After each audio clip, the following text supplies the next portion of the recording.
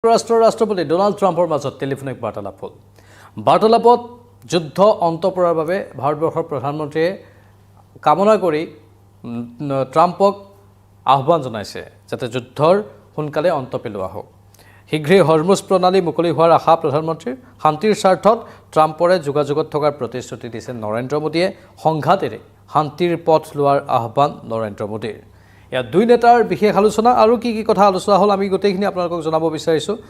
মধ্যপ্ৰাচ্যৰ উত্তেজনা যিকোনো প্ৰকাৰে হ্ৰাস কৰাৰ বাবে এক পদক্ষেপ। আমি জানো যে মধ্যপ্ৰাচ্যৰ যুদ্ধই গোটেই বিশ্বতে প্ৰভাৱ পেলাইছে আৰু এই যুদ্ধ অন্ত পৰাৰ নাম লোৱা নাই। ইয়াৰ পাৰ্শ্বক্ৰিয়া বহু দিনলৈকে থাকিব। ইতিমধ্যে শ্বেয়াৰ মাৰ্কেট ক্ৰেছ হোৱাৰ পৰ্যায় পাইছেহি বা ক্ৰেছ হৈছে।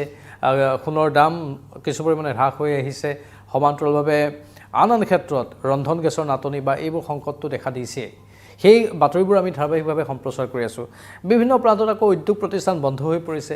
বিভিন্ন প্ৰান্তত বিশেষকৈ ইউৰোপত ইয়াৰ ভাল প্ৰভাৱ এটা পৰিছে। মানে ইউৰোপত যদি আমি চাবলৈ যাওঁ অতি সৰ্বাত্মক প্ৰভাৱ পৰিছে। বহু উদ্যোগ বন্ধ কৰিবলগীয়া অৱস্থাৰ সৃষ্টি হৈছে।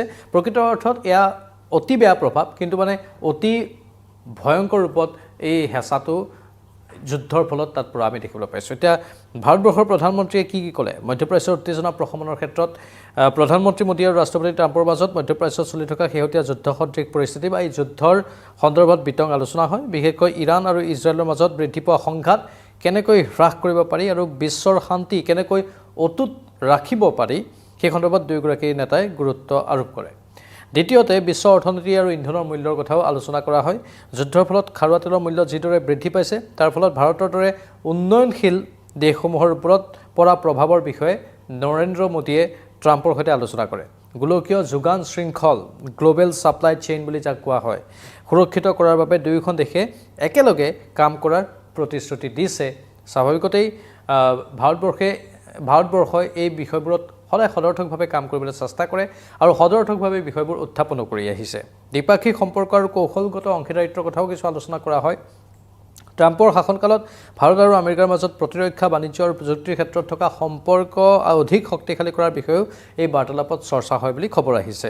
ৰাষ্ট্ৰপতি ট্ৰাম্পে ভাৰতক এক প্ৰকৃত বন্ধু হিচাপে অভিহিত কৰাৰ লগতে দক্ষিণ এছিয়াত শান্তি ৰক্ষাৰ বাবে ভাৰতৰ ভূমিকাৰ শলাগ লৈছে।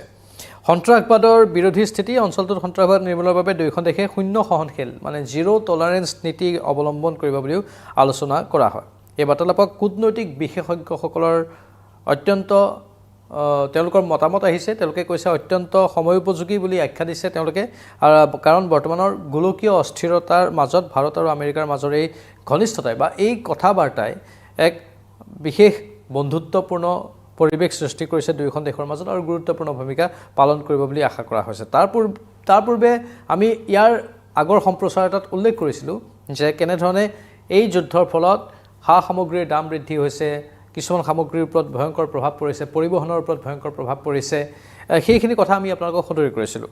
মিছাইল আক্ৰমণৰ শেহতীয়া খবৰো কিছুমান আহিছে, সেইখিনি খবৰো আমি একেলগে দি দিব বিচাৰিছোঁ। ইৰাণ ইজৰাইলৰ পোনপটীয়া সংঘৰ্ষৰ খবৰ এয়া। আজিও ইৰাণে ইজৰাইলৰ ওপৰত পুনৰ তীব্ৰ মিছাইল আক্ৰমণ কৰে। ইজৰাইলৰ বাণিজ্যিক কেন্দ্ৰ তেল আভিভৰ এটা অট্টালিকাত পোনপটীয়াকৈ মিছাইলে আঘাত কৰাৰ খবৰ আহিছে, যাৰ ফলত কেইবাজনো লোক আহত হোৱাৰ লগতে সম্পত্তিৰ বিস্তৰ ক্ষতিসাধন হৈছে। এইটো তেল আভিভৰ খবৰ।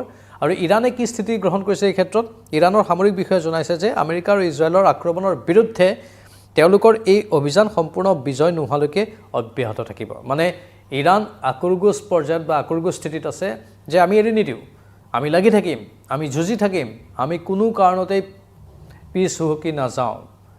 ইৰাণৰ সেইটো স্থিতি নে তেওঁলোকে কৈছে যে সম্পূৰ্ণ বিজয় লাভ নকৰালৈকে যুদ্ধ চলি থাকিব।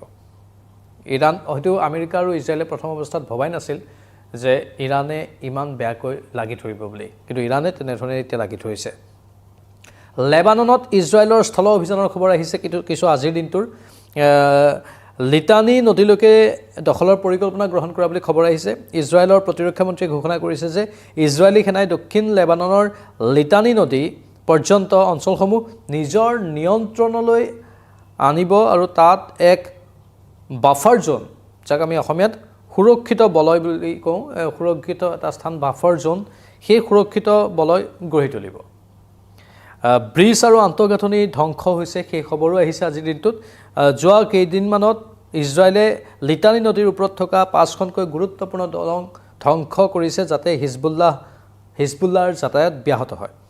বৈৰুতৰ দক্ষিণ উপগ্ৰহ চহৰসমূহতো ধাৰাবাহিক বিমান আক্ৰমণ চলাই থকা হৈছে বুলি খবৰ আহিছে। আজিৰ দিনটোতো তেনেধৰণৰ বহু আক্ৰমণ চলি আছে। কূটনৈতিক প্ৰচেষ্টা আৰু ট্ৰাম্পৰ ভূমিকা ইতিমধ্যে ট্ৰাম্পে ভাৰতবৰ্ষৰ প্ৰধানমন্ত্ৰীৰ সৈতে আলোচনা কৰিছে টেলিফোনত। ইফালে 5 দিনীয়া বিৰতিৰ কথা কোৱা হৈছে। আমেৰিকাৰ ৰাষ্ট্ৰপতি ডোনাল্ড ট্ৰাম্পে ইৰাণৰ সৈতে হোৱা আলোচনাৰ পৰিপ্ৰেক্ষিতত ইৰাণৰ শক্তি প্ৰকল্পসমূহৰ ওপৰত হ'বলগীয়া আক্ৰমণ 5 দিনৰ বাবে স্থগিত ৰাখিবলৈ নিৰ্দেশ দিছে। ইৰাণৰ অস্বীকাৰ। ট্ৰাম্পে ইৰাণৰ সৈতে অতি ভাল আলোচনা হোৱা বুলি দাবী কৰিছে যদিও তেহৰানে তেওঁ কোনো পোনপটীয়া আলোচনা হোৱা নাই বুলিহে স্বীকাৰ কৰিছে। কোনো ধৰণৰ পোনপটীয়া আলোচনা এতিয়ালৈকে হোৱা নাই বুলি ইৰাণৰ তৰফৰ পৰা সদৰি কৰা হৈছে।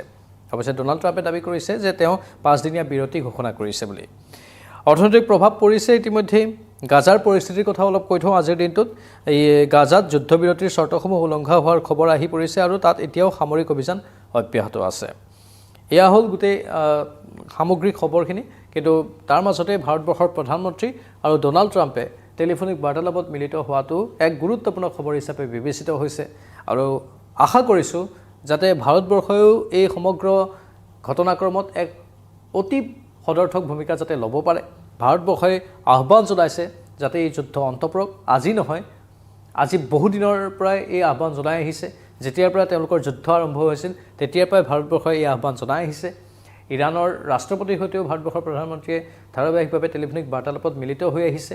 আমি আশা কৰিম এক সদৰ্থক পৰিৱেশৰ সৃষ্টি হওক, যুদ্ধ অন্ত পৰক।